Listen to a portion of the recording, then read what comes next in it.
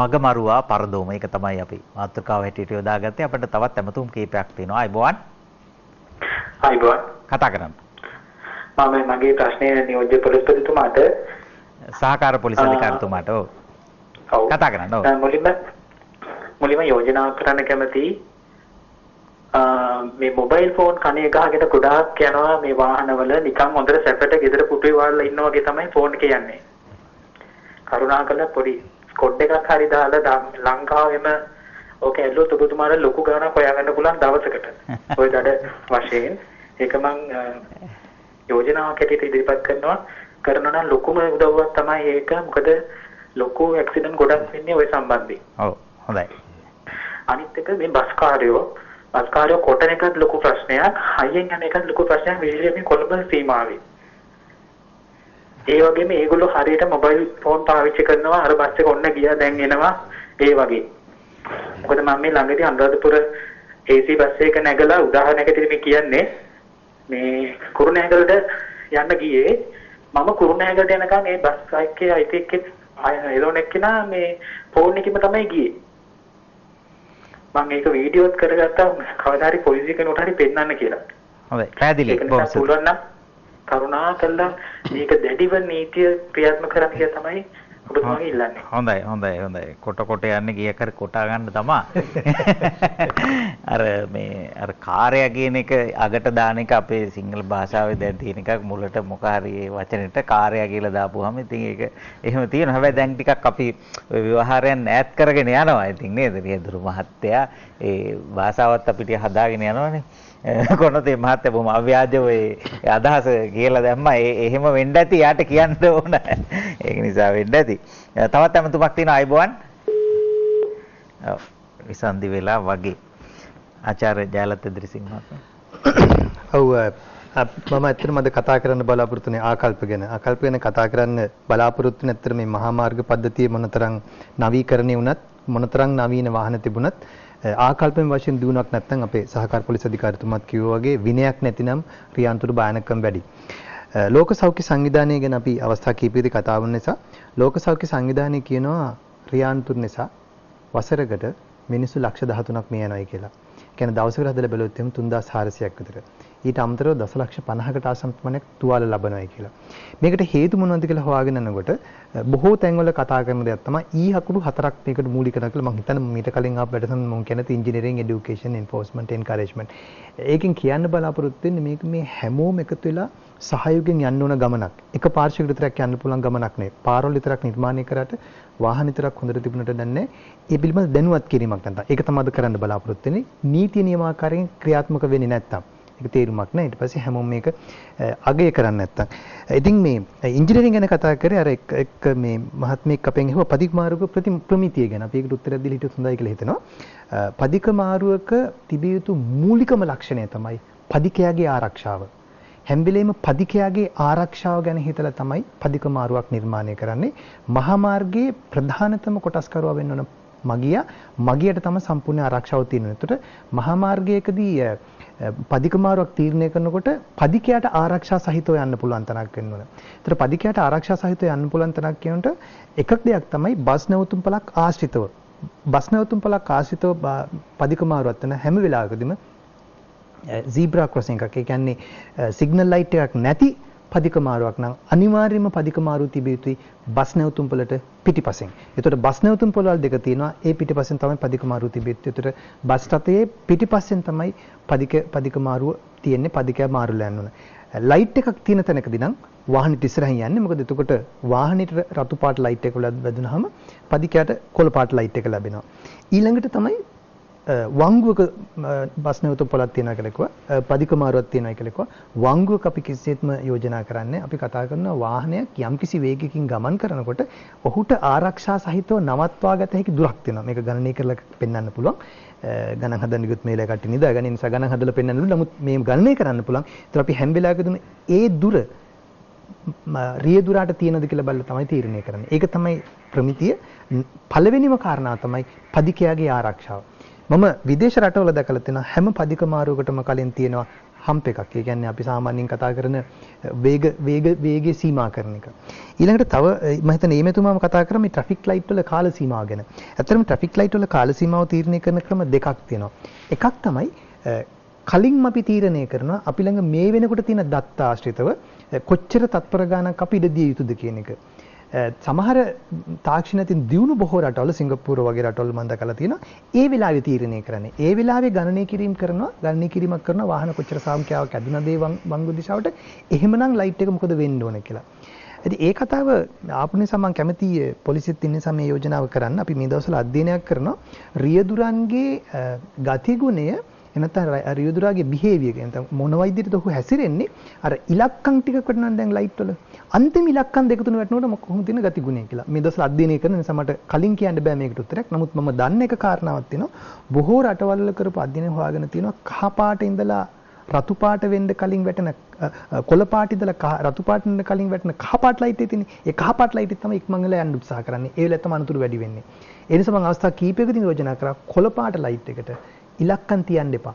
ඉලක්කම් තිබ්බහම වෙන්නේ අවසාන ඉලක්කම් දෙක තුනේදී කලබල වෙනවා. ඊළඟට අපි ආකල්ප ගැන කතා කරන නිසා යතුරු පැදි ගැන අවස්ථා කීපෙදී කතා වුණා. ඇත්තටම මම දැකපු විදිහට ගිය වසරේදී පදිකයන්ට වඩා පදිකයන් අභිභවා ගිහිල්ලා තිබුණා යතුරු පැදි කරුවන්. ආකල්පම ගැන කතා කරනකොට මම දන්න විදිහට උදේ කාලේදී සිදුවන රියානතුරු සහ හවස් වල දවස් 4-5 සිදුවන රියානතුරුට එක හේතුවක් තමයි ඉදිරියේ මනාව දර්ශන නොවීම ඉරේලිය මූණට වැටෙනවා නම්. නිසා මෙන්න මේ දර්ශන අපිට බලන්න පුළුවන් නම් මේකේ පෙන්ලා තියෙන්නේ මේ වගේ ඉරේලිය මූණට වැටිච්ච අවස්ථාවක්. මේක ඉතාමත්ම සරල විසඳුමක් තියෙන්නේ අවු කණ්ණාඩියක් පළඳින එක. ඒ අවු කණ්ණාඩියක් පළඳිනවයි කියන එක මේ ලැජ්ජාවට කරුණාවකත් ආඩම්බර වෙන කරුණාවකත් නේ. අවු කණ්ණාඩියක් පළඳින්න පුළුවන් නම් ඉතාමත්ම හොඳයි.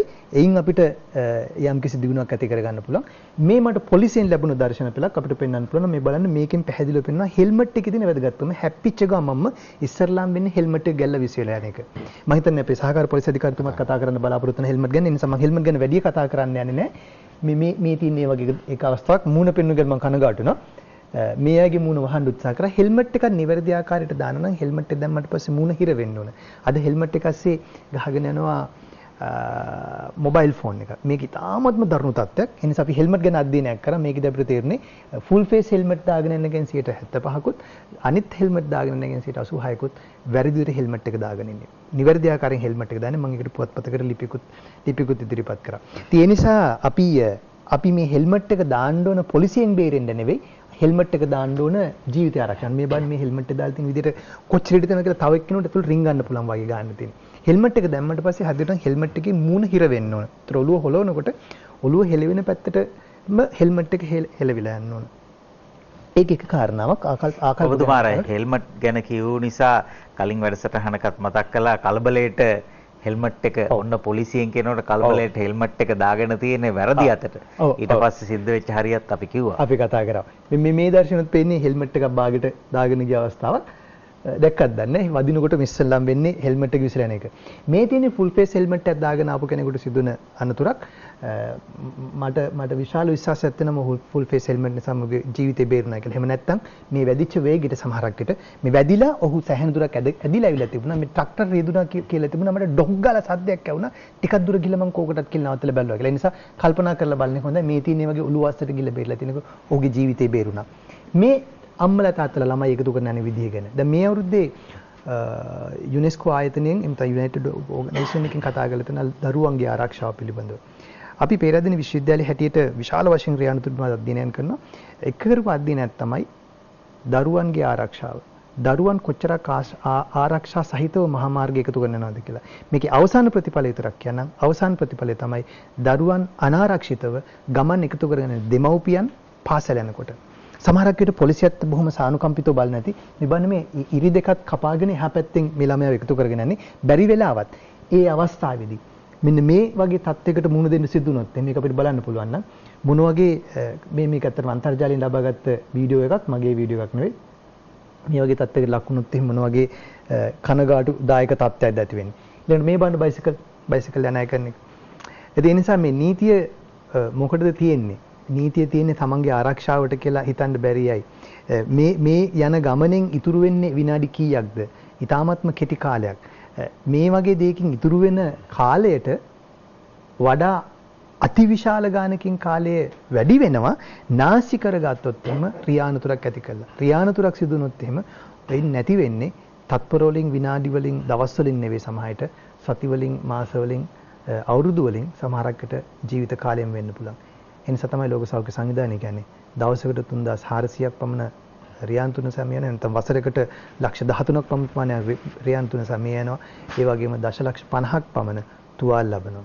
මේ හැම දෙයක්ම පාලනය කර ගැනීම ඕනෑ තරම් අපිට ඉඩ තියෙනවා.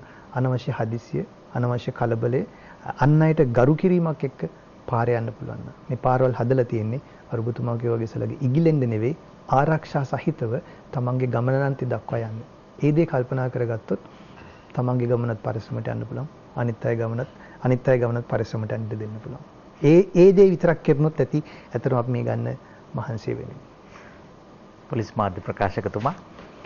ඔව් හසන්ත. දැන් අපිට දුරකථනයෙන් කතා කරලා එක මහත්මයෙක් ජංගම දුරකථන වලින් කතා කරමින් ගමන් කිරීමක් ගැන සඳහන් කරා.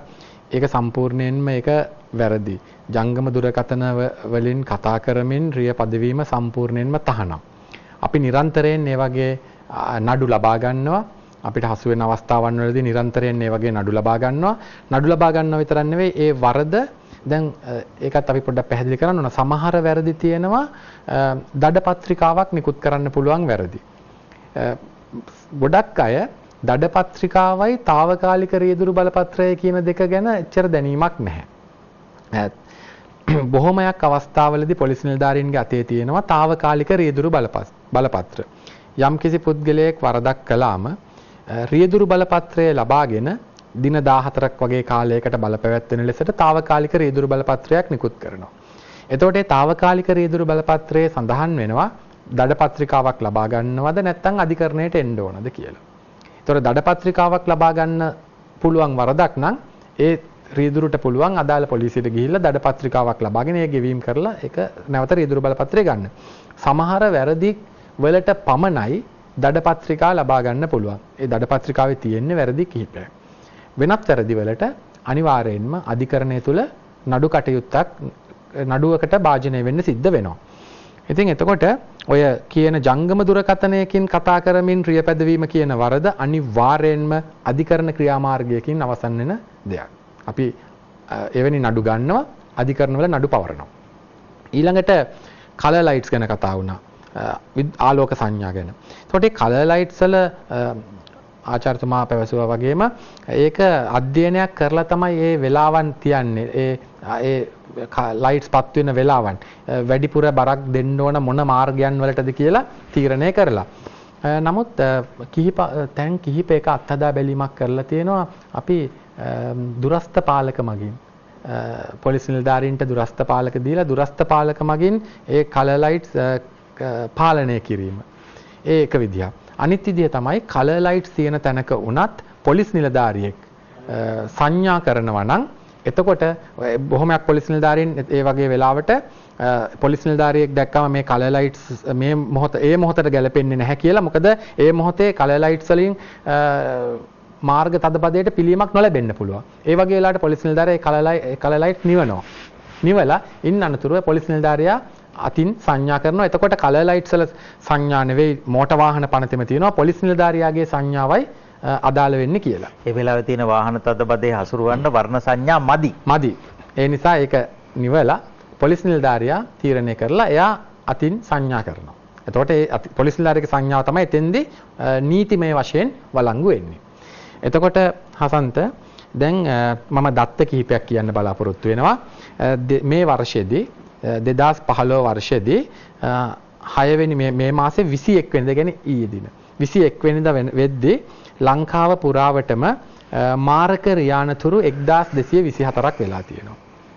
ඒ මාරක රියානතුරු 1224න් මියගිය ගණන 1304ක් ලෙසට ඒ කියන්නේ සමහර සිද්ධිවලදී දෙන්න 3 දෙනා 4 දෙනා මිය ගිහිල්ලා තියෙනවා. 1304ක් මිය ගිහිල්ලා තියෙනවා මේ වෙද්දී.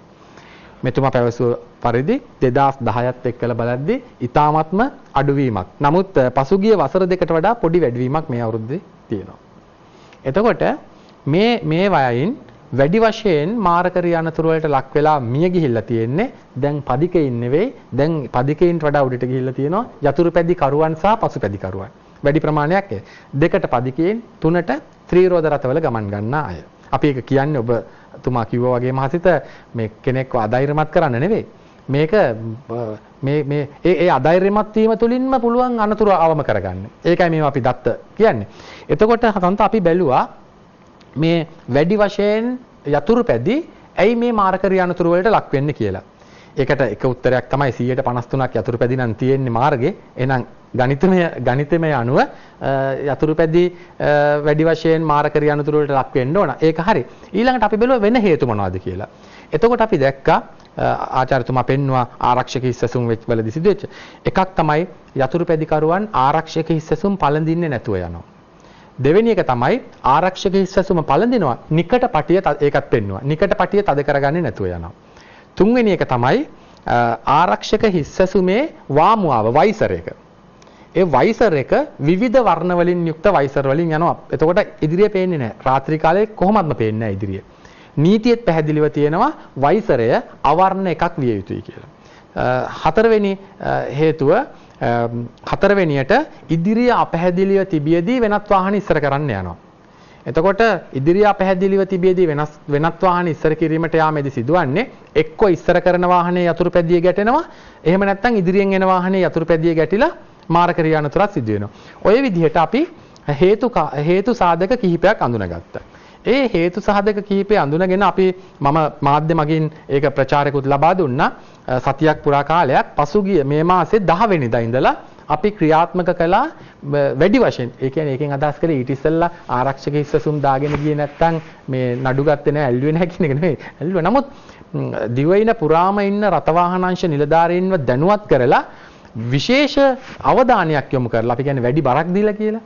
ඒ දීලා මෙවැනි නඩු ලබා ගත්තා. අපි ඒ නඩු ලබා ගත්තේ ඒ වැරදි වළක්වන්නේ වැරදි වැළැක්වීම තුළින් අපි කල්පනා කරා අර මාරකරී අනතුරු ප්‍රමාණය අඩු කරගන්න පුළුවන් කියලා. එතකොට මම ඒකෙත් උදාහරණයක් විදිහට දත්ත දෙකක් විතර දෙන්නම් හදන්ත.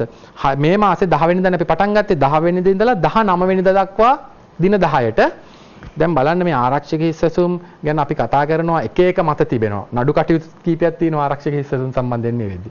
අපි මොනවා කතා කරත් ආරක්ෂක හිස්සසුම් නොමැතිව යතුරුපැදි පදවපු 4718ක් මේ දවස් 10ට අසු වුණා.